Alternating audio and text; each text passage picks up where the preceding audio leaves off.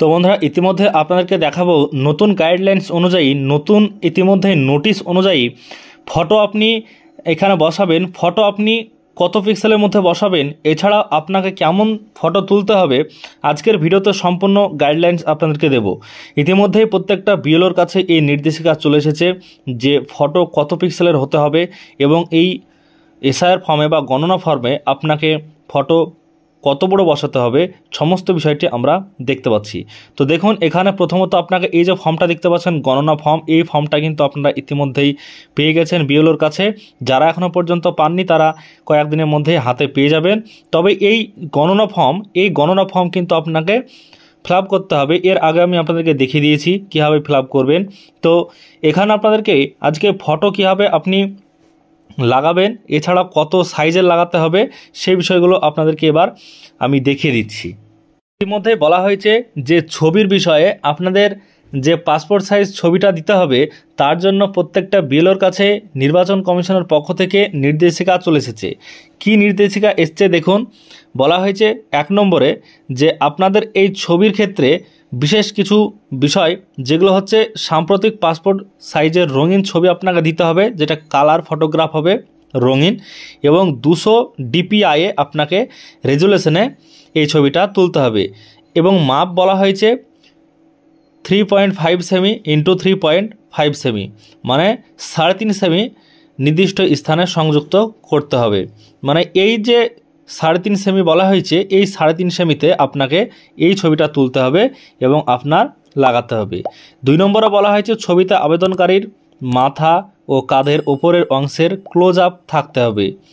মুখমণ্ডল ছবির উলম্ব অংশের 75% জায়গা দখল করবে। ছবিটি হতে হবে পরিষ্কার, ফোকাসে এবং উচ্চমানের। তাহলে বুঝতে পারছেন যে ছবিটা আপনাদের উচ্চমানের লাগবে এবং আপনাদের কাঁধের ওপরের ক্লোজ আপ থাকতে হবে এবং 75% জায়গা যাতে বোঝা যায়, মানে গলা থেকে একদম মাথা পর্যন্ত খোলা থাকতে হবে, তাহলে আপনাদের এটা হবে।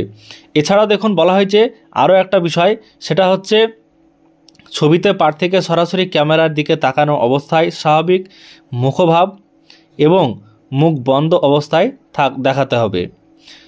চোখ খোলা ও স্পষ্টভাবে দৃশ্যমান থাকতে হবে এবং চুল, টুপি, হ্যাট, মাথার আবরণ, ঘোমটা বা ছায়া, প্রতিফলন ইত্যাদি কোনো কিছু চোখ ঢেকে রাখবে না। তো দেখছেন আপনার যে মুখমণ্ডলটা আছে এটা কোনোভাবেই যাতে ঢাকা না থাকে এবং আপনাদের কোনোভাবেই যাতে এটা আবদ্ধ না থাকে, না হলে আপনার ছবিটা চলবে না। এরপর দেখুন বলা হয়েছে প্রার্থী যদি চশমা পরেন তবে ছবিতে চোখ স্পষ্টভাবে দেখা যেতে হবে এবং চশমায় কোনো আলোর প্রতিফলন থাকবে না। চশমার কাছে কোনো রং থাকা চলবে না এবং নিশ্চিত করতে হবে যে চশমার ফ্রেম চোখের কোনো অংশ ঢেকে রাখছে না। এবং তারপরে দেখুন বলা হয়েছে ছবির পটভূমি মানে ব্যাকগ্রাউন্ড যেটা পেছনে হবে একরঙা হালকা রঙের। যদি সাদা হয় সাদা হবে, অন্য রঙের হলে অন্য রঙও হবে, তবে একরঙা হালকা রং দিতে হবে। ছবিতে প্রার্থী ছাড়া অন্য কোনো ব্যক্তি বা বস্তু দৃশ্যমান থাকা চলবে না, মানে যে ব্যক্তি ছবিটা তুলছেন সেই একমাত্র ছবিতে থাকবে, তাছাড়া কিন্তু আর কেউ এই ছবিতে থাকবে না। এখানে দেখুন আপনাদেরকে যে ফর্মটা দেখাচ্ছি এই এসআইআর ফর্ম। তো এই এসআইআর ফর্মটা আপনারা যখন ছবিটা লাগাবেন তখন এই যে ছবিটা আপনারা এই যে ডান দিকে ঘরে লাগাবেন, যেখানে ছবি জায়গা আছে পাসপোর্ট সাইজের রঙিন ছবি, তো এখানে যখন লাগাবেন আপনাদের যে রেজুলেশনে বললাম এবং যে সেমিতে আপনাদেরকে ছবিটা তুলতে হবে সেই সেমিতে যদি ছবিটা তুলেন তাহলে কিন্তু এই ঘরের পুরো মাপ কিন্তু ঠিকঠাক হবে। আপনাদের এলাকায় বিএলও যে আছে তাকে জিজ্ঞেস করে নেবেন, এই নির্দেশিকা দেওয়া হয়েছে এবং তার কাছ থেকে জেনে আপনি কিন্তু ছবি তুলে লাগাবেন। এই ছবির জন্য অধিকাংশ ফর্ম রিজেক্ট হয়ে যাবে এবং আপনারা যারা ইতিমধ্যেই ছবি তুলেছেন তাদের ক্ষেত্রে অবশ্যই আপনারা দেখবেন যে নির্দেশিকা আমি দেখালাম, যে নিয়মগুলো দেখালাম, এগুলো অবশ্যই আপনারা একটু দেখে নেবেন। যদি আপনাদের এরকম না থেকে থাকে নিয়ম অনুযায়ী তাহলে কিন্তু আপনাদের ছবিটা বাতিল হয়ে যাবে বা আপনাদের ফর্মটাই পুরো বাতিল হয়ে যাবে।